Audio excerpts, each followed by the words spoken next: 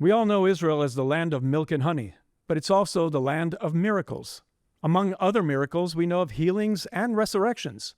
But when it comes to the media covering events here in the Holy Land, in the land of Israel, it appears that they've taken these things a little too literally. So the Holy Land, the land of Israel, known as the cradle of the monotheistic religions, has also turned into the cradle of fake news. Hi, I'm Daniel Seaman, and you're watching Straight Up on JNS TV. On October 7th, 2023, there were no videos of Arab suffering. There were no news items about atrocities happening in Gaza.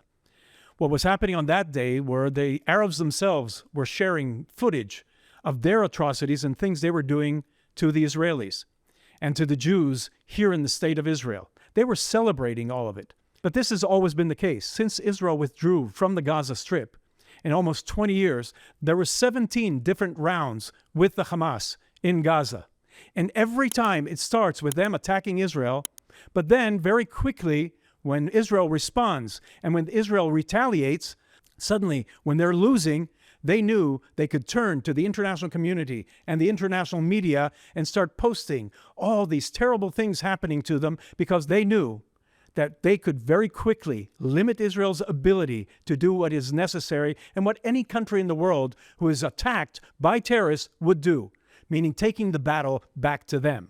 We, on the other hand, and I worked with the Israeli government for many years, we knew that we had limited time in which we could respond to the atrocities perpetrated against us. This was the work plan that we had. We knew that Israel's attacked, could be missiles fired, there could be a terrorist attack, it could be from Lebanon, it could be from Syria, or it could be from Gaza. Most of the times it was from Gaza. But we knew that within the first few days, 4 or 5 days, Israel would have the freedom to retaliate, to take out the terrorists who were threatening our civilians.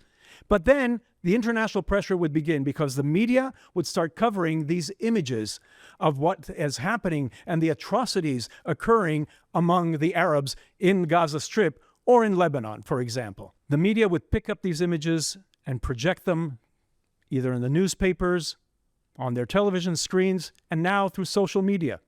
And they're doing this very quickly in order to apply this pressure to Israel. This is the same media that through years never found it necessary to apply the same standards to Hamas or to Hezbollah or to any other terrorist organization, the standards that they hold Israel to.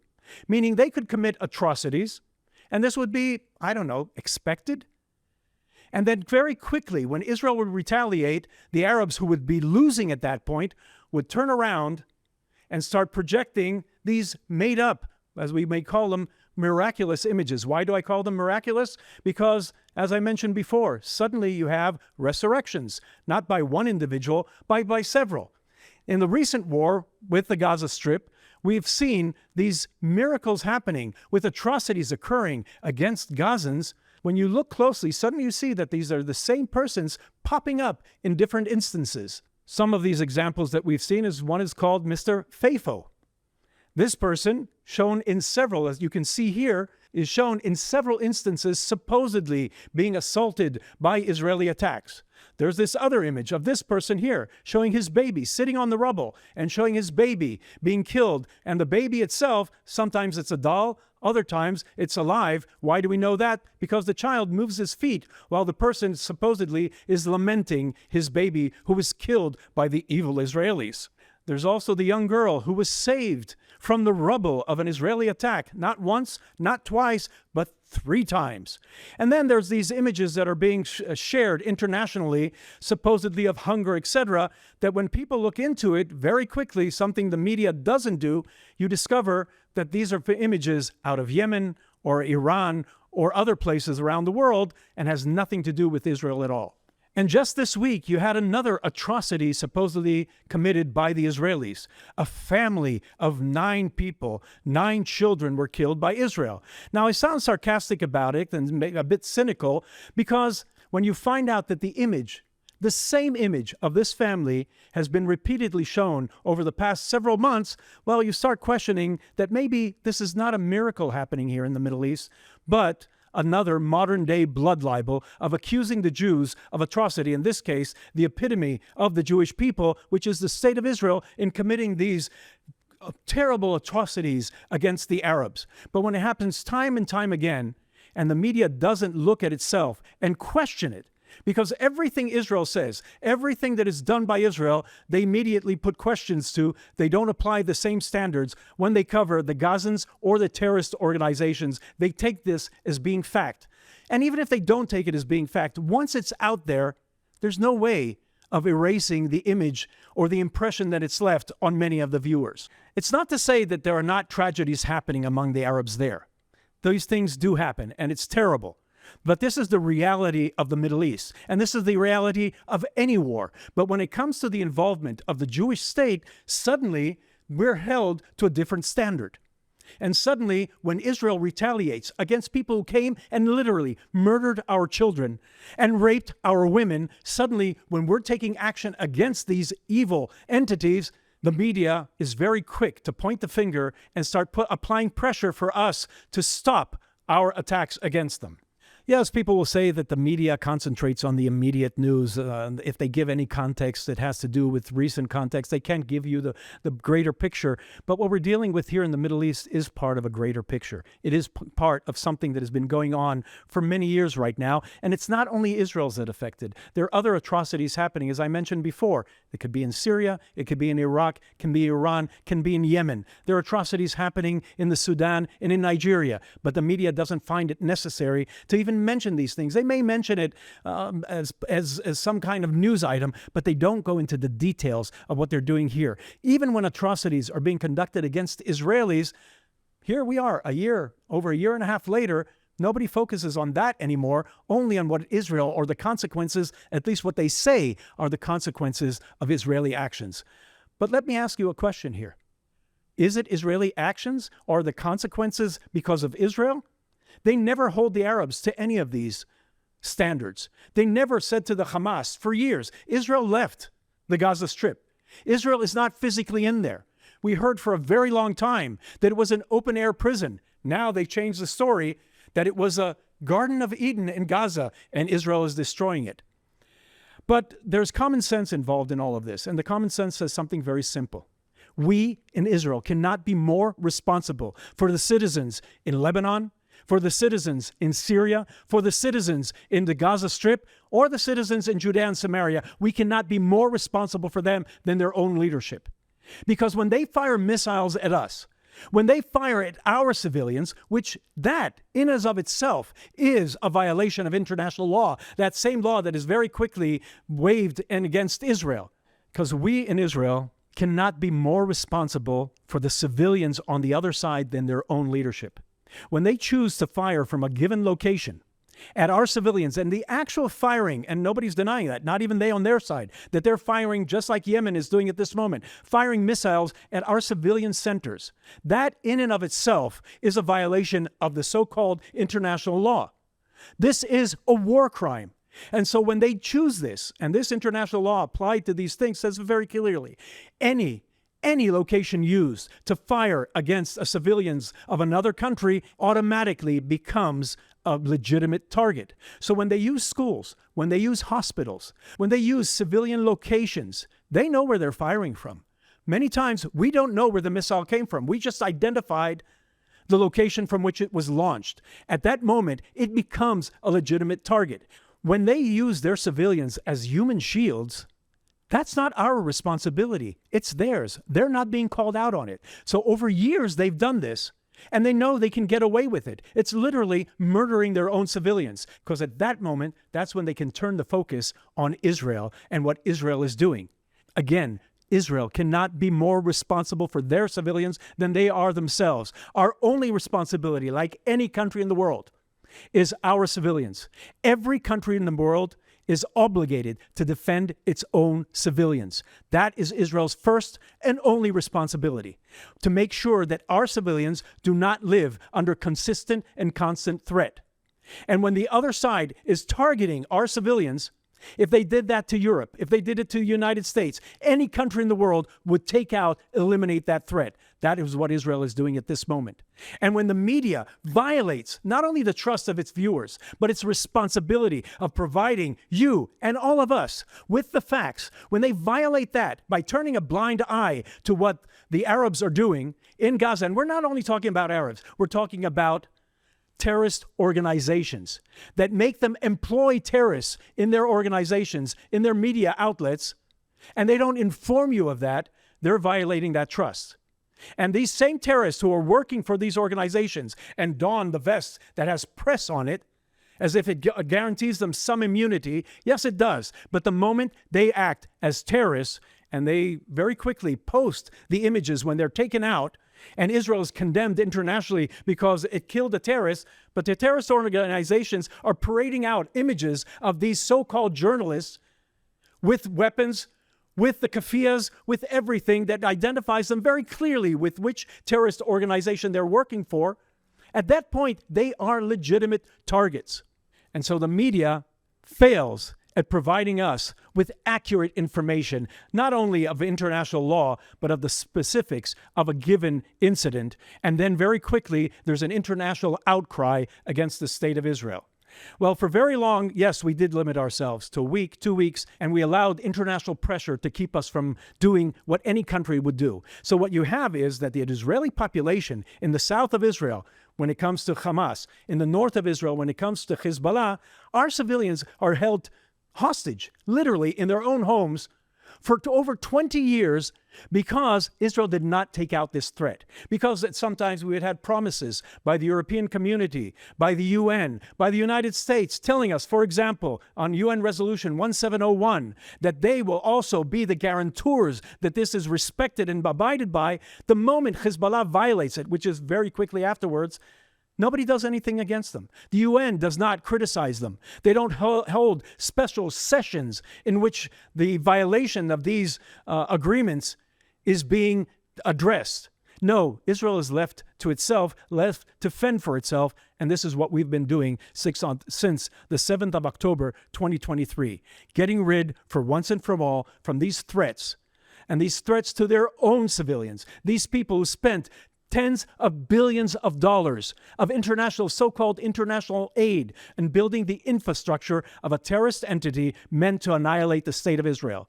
They didn't succeed in doing this on October 7th, and they will not succeed to doing it again. The end of this war, with all the international pressure, with all the sanctimonious nonsense of people around the world, will end with the end of Hamas. Before going on to our special guest who will address these issues, I want to address a question that was raised in the comments on the, and I said that I read the comments. One commentator who was very happy with the show that we had last week said that she's a bit depressed. I addressed then the internal strife inside of Israel in my last show and the political bickering going on here in Israel. Well, that's when you're focusing on that. Yes, I can understand how some of you, like many of us here in Israel, feel a bit depressed about what is happening amongst us here. But that's not the bigger picture. The bigger picture of things of here is, if those of you who are not here, it has to do with, I would say, a generational divide that we have in Israel. We have the generation that, I would say, the post-73 Yom Kippur War generation, which affected the politics in here for a very long time. And regardless if you were right-wing or left-wing, we allowed many of these visions of grandeur, of how peace can happen in the Middle East if we just ceded territory, if we just recognize terrorist organizations, if we remove Israeli communities and settlements from the Gaza Strip or from Judea and Samaria. Many of us here warned about it, but we never went the full mile against this. And so what happened was, the consequence of this was what many of us envisioned was the October 7th and the attempt to annihilate the state of Israel, taking advantage of these visions of peace. Well, that was that generation. We failed this generation by not providing them with the securities, and could have been done very easily if we held, just like I say about the media, if we here, our governments, held our enemies or those who acted as if they were our friends in peace, if we held them to these agreements and made sure they abided by these agreements, maybe peace would have been the conclusion to these agreements. But we didn't do that. And we failed it. And as a consequence of this, our children, this generation, are now the ones who have to be in the battlefield and have to compensate for the failures that we had for many years. But what we did, and I've said this before, what we did is one good thing: we brought up this generation. So for those of you who feel a bit depressed, you don't see them right now because they're in the battlefield. Our greatest generation right now are fighting for the future of the state of Israel, and in a way fighting for the future of the Middle East and peace in the Middle East, because you have to take out this enemy.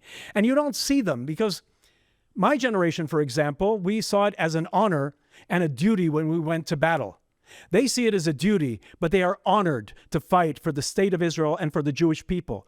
They find it as a great privilege to stand up and to be able to fight, something many Jewish generations could not do.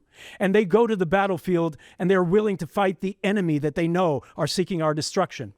A friend of mine sent me pictures last week. There was a war going on between India and Pakistan. And very interesting enough, he said, look, the airports are empty. Pakistanis are not rushing to fight for the defense of Pakistan. Indians are not rushing to India to fight for India.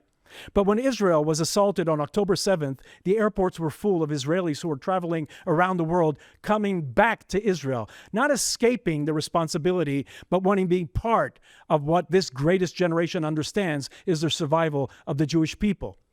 The same people are demonstrating in your streets right now, those Arabs who are calling from the river to the sea. Not one of them is coming here to face the state of Israel, because they're all a bunch of cowards. When you need to stand up for something, our people stand up by coming here and going to the battlefield and fighting the vicious, ruthless enemy who are cowards, that when we stand up to them, they immediately take, like rats, go into their bunkers that they built underneath their civilians.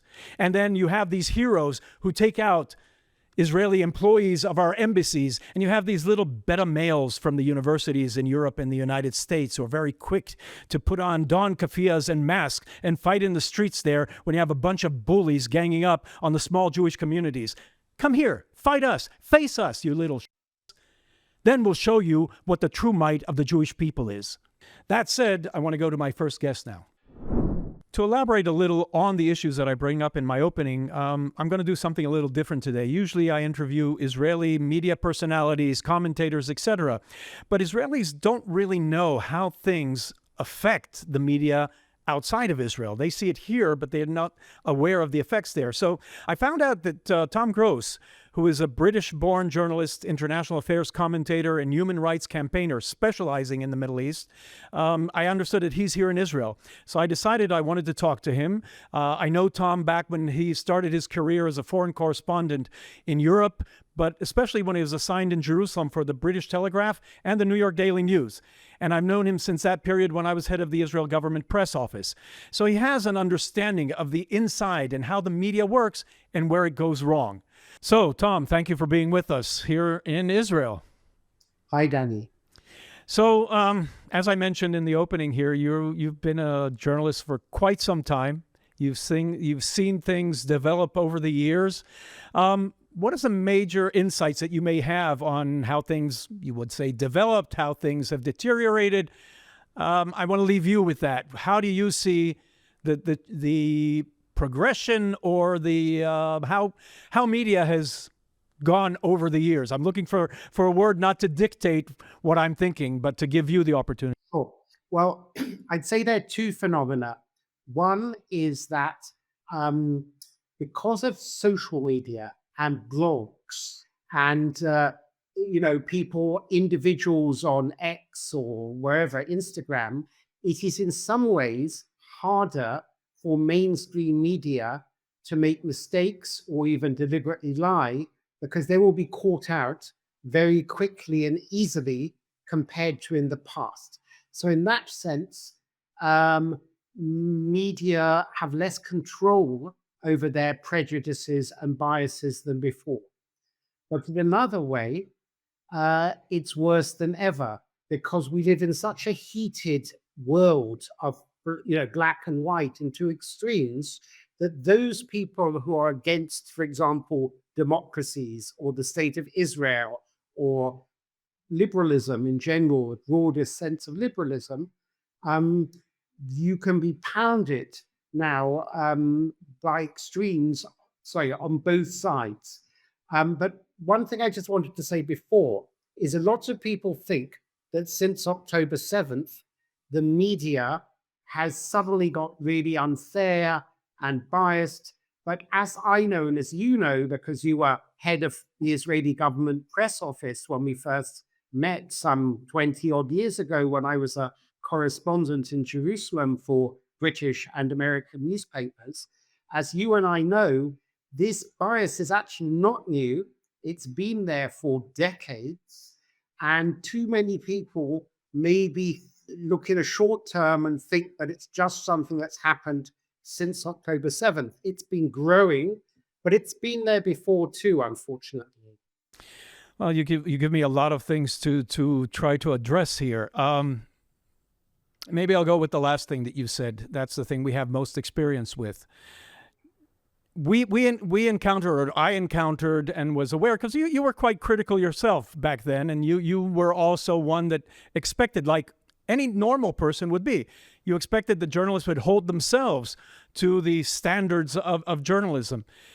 Do you think there was a sincere effort to try to improve it? Or, as you said, the more it became more difficult for them and the more they get called out, they just said, the hell with it, we'll go with what we know and not worry about what people have to say? Well, I think some journalists are actually making more of an effort, although they're failing often, but they're not trying to be biased. And if you remember in the old days, there were people for the BBC like Orla Guerin and Barbara Flett, and they were kind of, I'm going to use a strong word, rabid against Israel.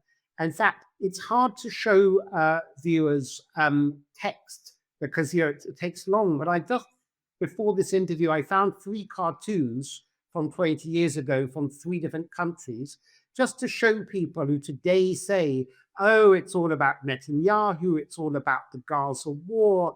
If Israel had a different government, it wouldn't be like that. If they weren't involved in Gaza against Hamas, the coverage would be better.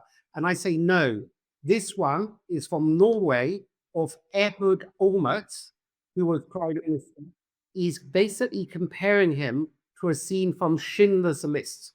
It's an image from Schindler's List where he's the SS commandant Goethe who's shooting down at prisoners. And it's definitely. And this is Ehud Olmert from when he was prime minister nearly 20 years ago. The cartoon's from 2006 when he was prime minister, from the third largest newspaper in Norway. Also from 2006. We're going to cross the world to New Zealand. And here we have, on the top, we have the Twin Towers, the 9/11 attacks by Al-Qaeda in New York. On the bottom, we have Beirut. This is during the 2006 Second Lebanon War. So here we have a cartoonist in a mainstream New Zealand newspaper comparing Israel to Al-Qaeda. Okay? And I'll just give you a third example. I've got many, many more. And this is from even a conservative newspaper, one that I myself used to work for, the Daily Telegraph in London. At the top it says Warsaw 1943. In the bottom, Tyre in Lebanon 2006. It is comparing the Warsaw ghetto uprising, the Nazis, to Israel.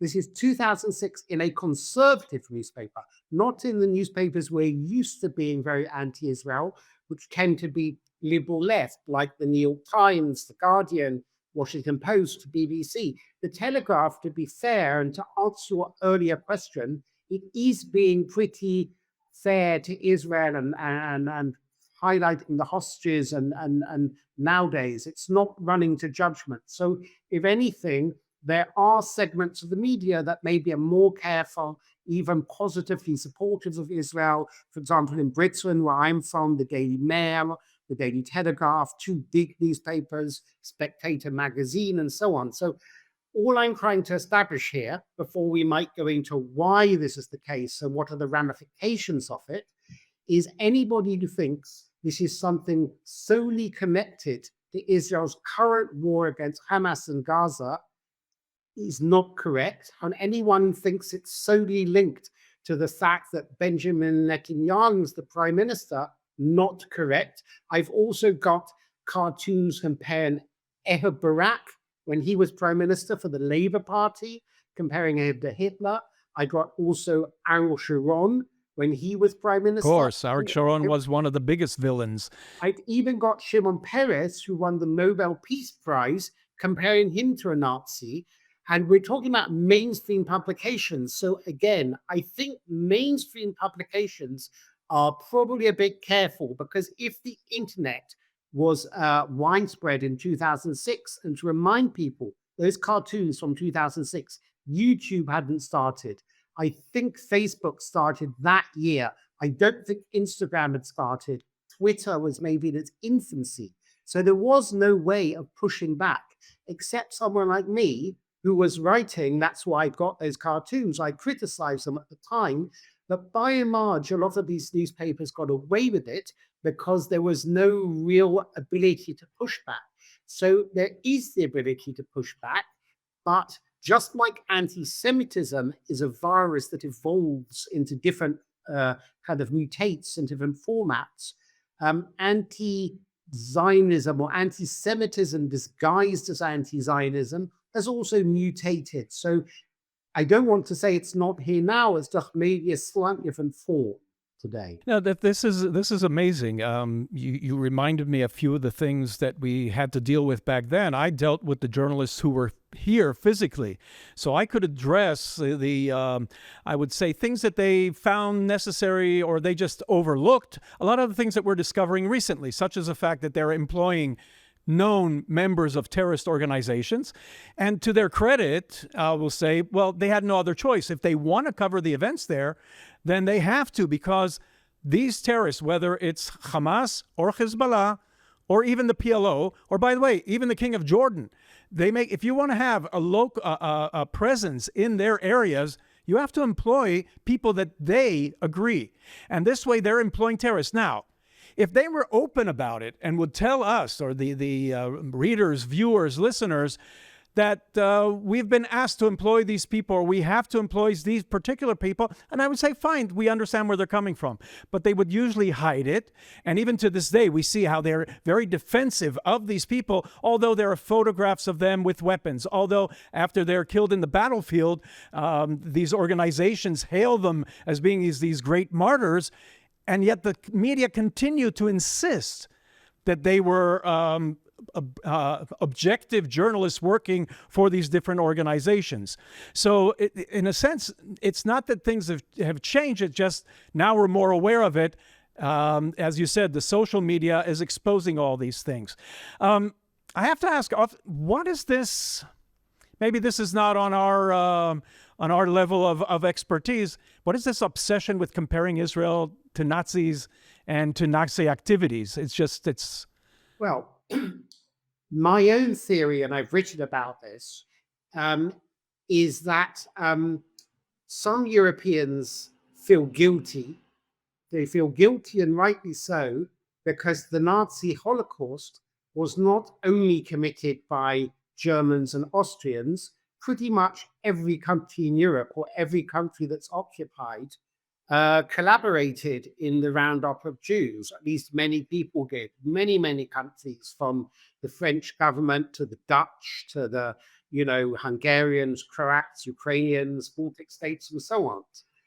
And then there are other governments like the United States and Britain that didn't collaborate. Of course, they were on the right side, but they didn't do what they could have done, both before the Holocaust in taking refugees. And we know that, the famous cases like the St. Louis, the ship with lots of German Jews was turned back by the United States to their deaths.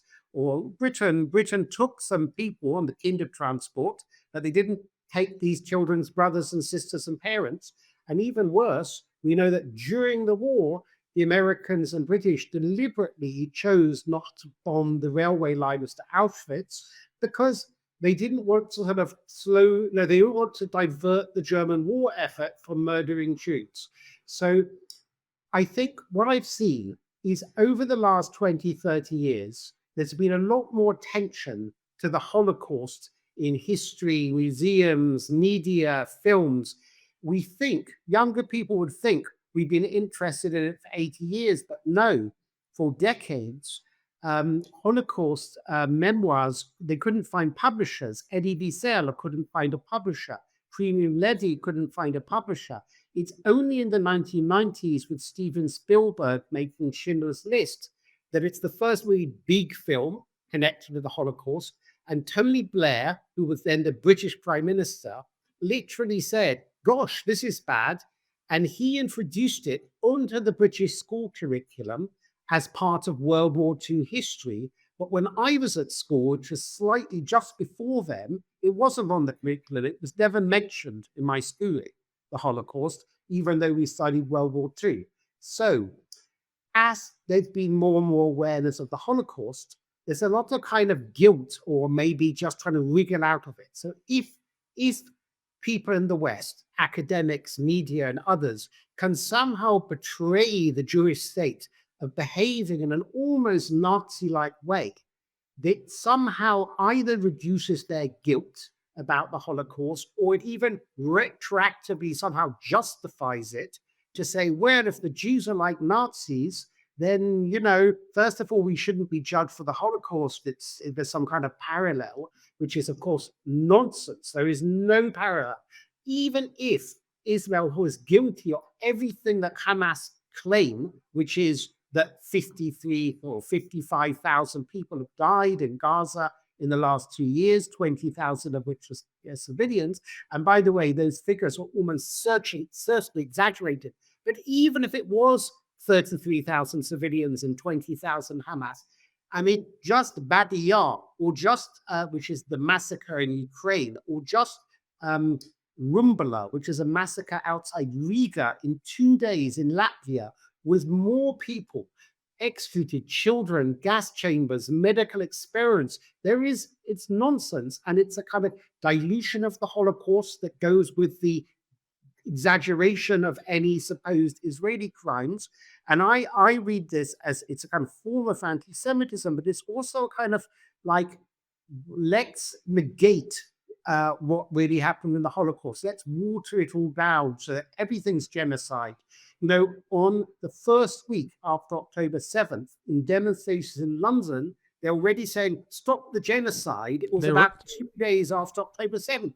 What is this? I mean, even if, and it's a huge if, you could say it's some kind of form of genocide if 20,000 people are killed, which is nonsense. It's just, this is what happens in war, unfortunately. But how on earth could they say that a couple of days after October 7th, before the war had barely started? It's like they're desperate to have a genocide in order to say, oh, look at those horrible Jews. They're the real Nazis. Well, I think that fits into what I say in my opening. I talk about the fact that for years we knew that there's a propaganda machine working that immediately starts once they start losing their effort. They attack Israel, and then when Israel responds, we know we had a certain period of time before they start putting pressure on the international community to hold Israel back. And part of it is coming out with these accusations. So it's surprising how quickly it was like they knew that this was going to happen, and within hours, they were ready with a response to divert attention away from what they had done, the atrocities they committed against Israel, to divert attention away to that, to start applying pressure on Israel. It's failed because a year and a half later, a year and 7-8 months later, it's quite clear now that what they used to do for years is not working this time because Israelis have had enough. I just want to conclude with... Can I just add one thing, though? Yes. There are those people who are actively campaigning to destroy the Jewish state, to destroy Israel, who immediately launched demonstrations, whether in Harvard or Columbia University or the streets of London or Paris or Sweden or Berlin. But I'm also talking about another group of people, which is people in the media, okay, or people in universities who almost subconsciously and not sure they're even aware what they're doing, because anti-Semitism is so deep, and people think, people in their ignorance think, well, it started in 1933 when Hitler came to power, and it finished in 1945 when the Nazis lost the war. Well, no, it's thousands of years, globally, or most of the globe. And where do people think anti-Semitism just went in 1945? They think it just disappeared? Of Right. course not. It was just covered up a bit, but it pops out in a way that people might not even aware what they're doing. So I'm not talking about the people who immediately, um, active campaigners on the streets, to the river, to the sea. I'm talking about something more subtle among people who should know better, and clever people, some of which are my friends who I went to university with and worked in politics or media. And it just pops out. They say things to me in London. They make these comparisons to Nazis. It's Yep. amazing because I had that experience with a journalist from a prominent British station here, who was a relative of a prominent British politician. And she was about to leave Israel. This was during the Lebanon War, the second Lebanon War back in the early 2000s. And we were talking, and she had she drank a little alcohol. And it was amazing, the conversation. I said something that she interpreted as being a connection to the Holocaust. I wasn't. I was talking about Israel. But I mentioned how there was 6 million Israeli Jews in Israel, that we're a minority in the Middle East.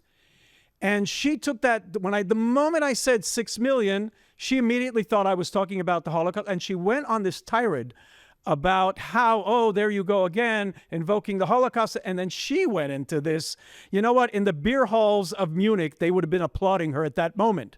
And here she was, somebody who I maybe disagreed with politically, but I did respect her for her professionalism that she portrayed, but that came out in that 1 minute. And I think many of us are experiencing this recently, like you said, with friends, with people that we expected a little more from. And here, the journalists are supposed to be educated, people who go to college. That's one of the reasons that I am very disappointed with a lot of the media and my experiences with the media. Yeah. Well, here's the thing. People need to understand more that anti-Semitism was never, or not in modern times, primarily some kind of working class phenomenon. If you look at Nazi Germany, at the forefront were university professors and students and media. And, one statistic I always give is the Vienna Philharmonic Orchestra. At a time in Vienna was maybe, with Berlin, the most sophisticated country in the world. 1/3 of the Vienna Philharmonic was Jewish. Many of them were murdered, others fled. But 1/3 volunteered to join the SS. 1/3 of the Vienna Philharmonic Orchestra. These aren't just thugs. A few days ago, we see the assassination of the two young Israeli diplomats, Yaron and Sarah, in Washington. The Yaron, as I understood, grew up in Germany. Humboldt University, which is in Mitte, in the center of Berlin, had a kind of celebratory placard celebrating his death, saying he deserved it as a Zionist. And people online were saying, oh my God, what a shock. Humboldt University would say that. How can they? But I say, listen, if you know about the history, Humboldt University expelled expelled all its Jewish students in 1933. And then 20,000 books by Jews and others were burned by professors and students at Humboldt. It's not new. And I think some of it is pure hate, but some of it is because people have not been educated, even lots of Jews and Israelis have not been educated about just how pathological and deep anti-Semitism is. And maybe I'm hopeful if there was more self-understanding, if everyone who worked for the New York Times or BBC or all university professors or teachers in Western Europe or North America, if they went on a course to really understand that, at least some of them, I think, will be more self-aware and try and avoid that and try to be reasonable in their criticism of Israel, not inflammatory in a way that leads to anti-Semitism. Well, you sort of went into something I was going to conclude with. Is there anything positive you can say, or anything direction you think that could be positive with all that is happening right now? I remember back in 2011, when the first time we saw how positive social media was in allowing us to get our message out there. Do you see anything developing now out of all that's going on that perhaps we can be hopeful about? Yes, there is something very positive, but people also don't believe me when I tell them this. I, for years, have met all kinds of people in the Arab world. I'm not talking about second generation children of Pakistani and Bangladeshis in London or Moroccans and Algerians in Paris. I've been to Qatar, to Iraq, and I've met Syrians and elsewhere. And there is a relative lack of anti-Semitism in a lot of Arab countries and acceptance or even admiration of Israel. I mean, I recently spent time listening to Syrians, for example, Syrians from Syria, not Syrians living in Germany. And there is a growing acceptance of Israel. There's a growing knowledge about the Holocaust. For example, in Morocco, they teach it on the school curriculum. And at least to some extent, as there's a reduction in Islam in Saudi Arabia and, sorry, I'm just putting the phone on silence, on Saudi Arabia and Iran, a lot of people, there's less Islam. There isn't that much sympathy for the Palestinians, and there's a kind of slowly recognition that Israel is part of the region, recognizing that they can learn something from the Jews, that they've got some, it's a benefit to have Israel as a state. It's not just the countries who did the Abraham Accords. I, for example, had lunch with the Saudi ambassador to London, with the first cousin of the Crown Prince, NBS. All of them very pro-Israel. We had a few of them from the Saudi embassy. Like I said, I did in Kurdistan. But the real problem is where there was historic anti-Semitism among Europeans, especially Right. maybe West Europeans, Canadians, Americans, Australians. So I'd say that slowly, the direction of travel in much of the Arab world, not in Egypt, not in Gaza, but in much of the Arab world, is actually positive. I'm a little bit, I'm cautiously positive about changes in Syria and Lebanon, society, Israel, for example. Iranians, most Iranians who don't support the regime are bigger Zionists than a lot of people in Tel Aviv, to be honest. In fact, I'm serious. Netanyahu has more support in Tehran than he does in Tel Aviv. He also in Syria and in Lebanon, Yes. to the how Yes. ironic as it is. Yes, that's for another episode about why Netanyahu is not the most popular person in the Israeli left. But so yes, I'd like to conclude by saying it's a very serious problem in the West, especially in universities, but also in media and a younger generation of progressive politicians, and also the children or grandchildren of a lot of Muslim immigrants. They can be very anti-Semitic in France, Belgium, Holland, Sweden, Britain. But in the Arab world itself, it's more of a political problem. So yes, we have to find some resolution that gives a better life to Palestinians. We have to maybe have a accommodation between religions, but I don't see that historic anti-Semitism, that very deep anti-Semitism so much in the Arab world as I do in the West. Well, you're basically saying that these migrants to Europe very quickly became, unfortunately, picked up the negative aspects of Europe and not the positive ones. Tom Gross, want to thank you for being with us, and I love the message you give us at the end, because these are the people we're going to have to deal with, our neighbors here, and you give us very good insights onto where we're going to go with this. So, Tom Gross, thank you very much. Thank you, Danny.